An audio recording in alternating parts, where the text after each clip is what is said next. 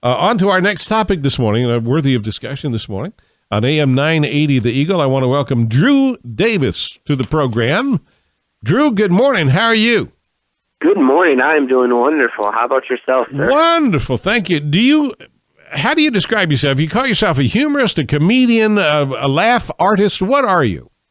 I'm definitely a stand-up comedian. It's funny. I do comedy, but really, I find myself in life all the time. My life is almost like a joke. All the situations I get into, all the stuff, shenanigans that happen. So, I would say I'm just a comedian, though. You can, or a person, whichever one you prefer. Now, I do find it interesting that as a stand-up comedian, you graduated with a degree in biblical studies. Yeah.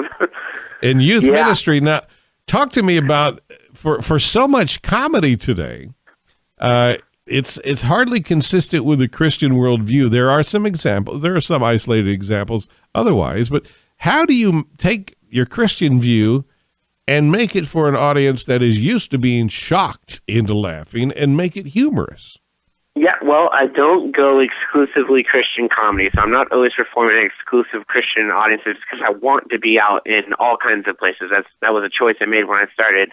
So you're right. Sometimes I go to places that are very just different than what a Christian group would be. And what I've learned is sometimes that makes a difference, but as I work on my jokes and I make my sets, like the really good stuff is still universally funny. I don't feel like you have to be dirty and shocking and just cuss all the time. I think, in fact, sometimes I think that's for cheap laughs. I want to earn your laughter. I want to make you laugh with being funny, not being shocking. It is weird sometimes going into the scenes and having different viewpoints on just certain parts of life. Sometimes I don't relate as well with like other comedians and stuff like that. But most of the time, though, people are kind of accepting when you give them a chance. Okay, hold it right there. We're going to take a short break and come back with comedian Drew Davis. We might even see if he'll do a bit of his routine for us here and give him a review live in real time. It's AM980, The Eagle, back in 2 minutes. I'm Bill Flynn. It is so true what they say about Brentwood. The best part about growing up in Brentwood, Tennessee was going to the funerals. I'll tell you why. No matter whether you believe that person went to heaven or hell, you could always look their family in the eye and say, he's in a better place.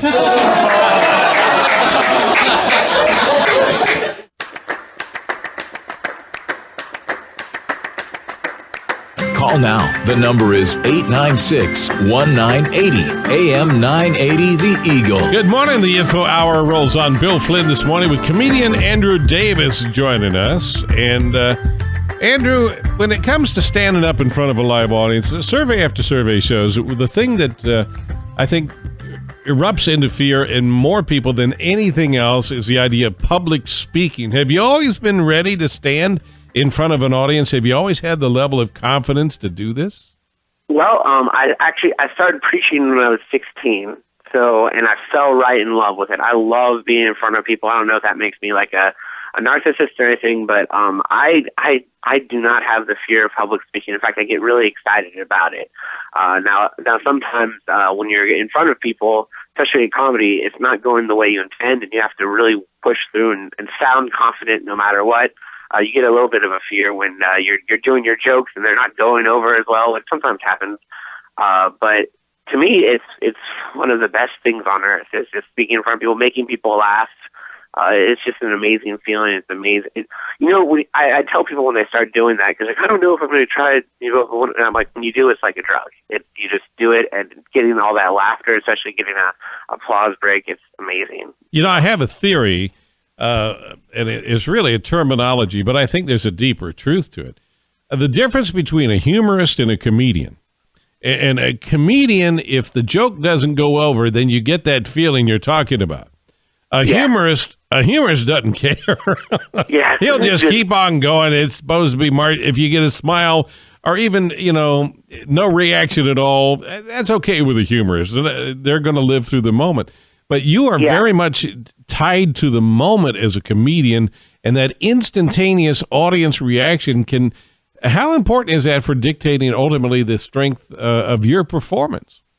Well, you definitely when you make a comedy set. So if you have to do a 5-minute, 10-minute, a whole show, whatever it is, you build it very intentionally, knowing that within the first 10 to 30 seconds, you want to just really make that audience like you and laugh you and think you're funny. So you throw in some of your best jokes at the beginning, and then as you end, you want to end with like a big closer, kind of, like bands, they usually save their last and the most favorite and their best song, so to speak, for the end. You kind of do that with your jokes.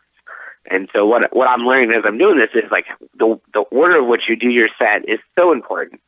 Sometimes if you're working out some stuff, you might want to put that in the middle so that you can bring them back if you lost them. How important are most audiences that go to comedy shows? Are they aware of that format that you've just given me? Because I know a lot of times audience members kind of think, well, they're just making it up spur of the moment. And in fact, there are shows that do that. One of them's coming to Winston Salem, the Whose Line Is It Anyway type of comedy. Oh yeah. No, that's fine. And a lot of people, they don't see it, that they don't notice that. And it's okay. We don't want to know the whole format of how to do comedy because that might be less fun, but we are supposed to make it look like a conversation. We're relating to the audience. We're having fun with them, and there's a little bit of improvisation. You don't want to just be completely scripted where you're just reciting a play almost to your audience in the crowd at the time. You want to make it fun, and it's supposed to look like it's coming off the spur of the moment. Like that's I have a joke where when I tell it, I sound like I'm messing up. Like I messed up a word play. And really the way I got to that joke was I messed it up one time in front of people and it made a huge laugh. And the other comedians was like, dude, you have to do that every time you tell that joke now because it's hilarious. And so when I do it on stage, people think like, oh man, he really messed up those words. And now it's just kind of, well, I know that it's going to get a better reaction, so that's why I messed up. Are comedians, people in the trade, are they the best or the worst audience?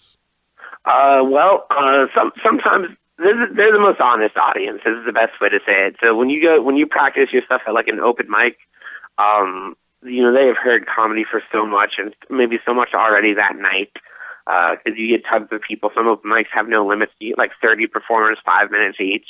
So when you're working on new stuff, they'll let you know immediately if it's by laughing or not laughing, if it's funny. I'd say that they're the most honest audience, but it's definitely more fun to be like booked at a show that's in a full room full of non-comedians or mixed of comedians and not comedians and just a room full of comedians. But you kind of need to do both.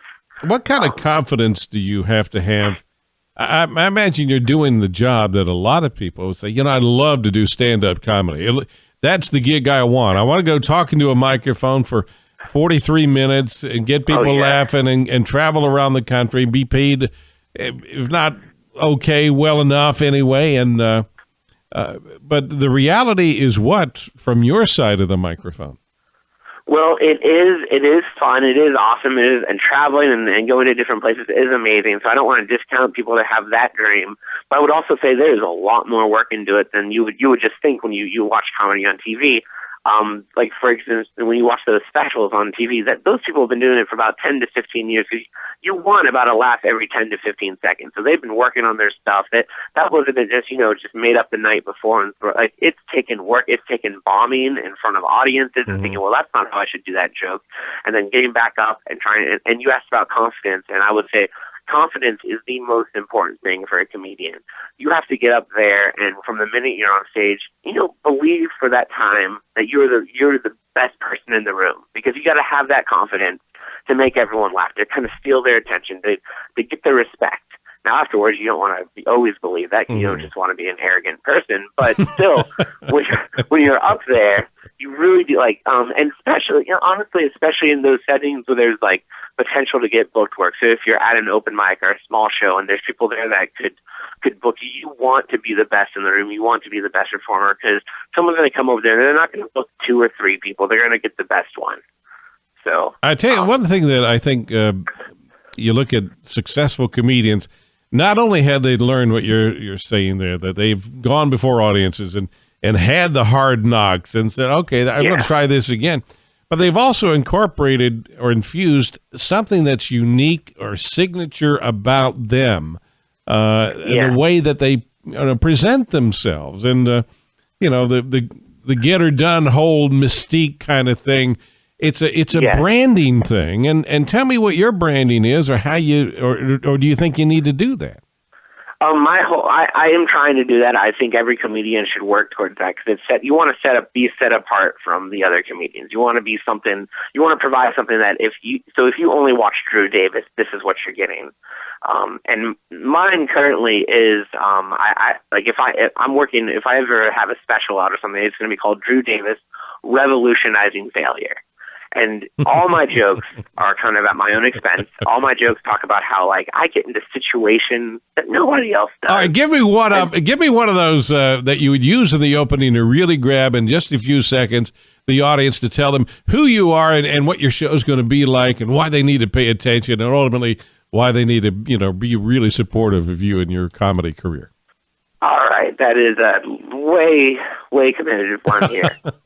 Okay, here we go. Well, you already heard the bit where I talked about being from Brentwood, Tennessee, and the truth of the matter is nothing exciting happens from Brentwood, Tennessee. Well, that's not true. I did graduate with some bank robbers, and that was kind of weird. That it ended with one getting shot by the police officer and the other shot himself. And you think that's depressing. Another person I went to high school with was Kesha, which means there's a music teacher somewhere out there in Brentwood, Tennessee, that wakes up in the morning feeling like a failure. So that's a little music joke. I don't know how everyone gets into it. And on that thought, Drew, have you found that the different parts of the country that you've toured have a different sensibility for humor, or different tolerance or expectation? Yes, I haven't hit a point yet where I've went to some place and I've been like, man, this joke doesn't go over well at all. But depending on the audiences, I will try to perform different sets. Like if I'm doing some really clean shows, one of my favorite jokes involves just talking about how I found these pair of women panties at work, and it was really weird. And it's a good joke, but I probably wouldn't do that at a retirement home or at a youth group or something like that. And other places would have no problem with it. So you have to learn which jokes to do where. I have learned also that it's important to know the community, and what they have. So, a lot of my jokes involve work as a cashier, and I worked as a cashier at Publix grocery stores. But if I go up north, I can't say that. I'd have to say Kroger's or something like that. Yes, just to relate to people. You don't want to say something that nobody knows.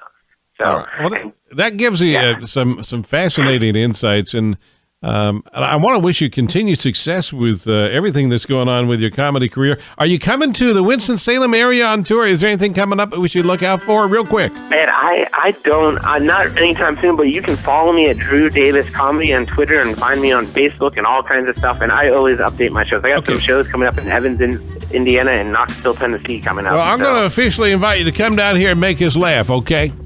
Okay, you got it. I will be there, and thank you so much, Bill.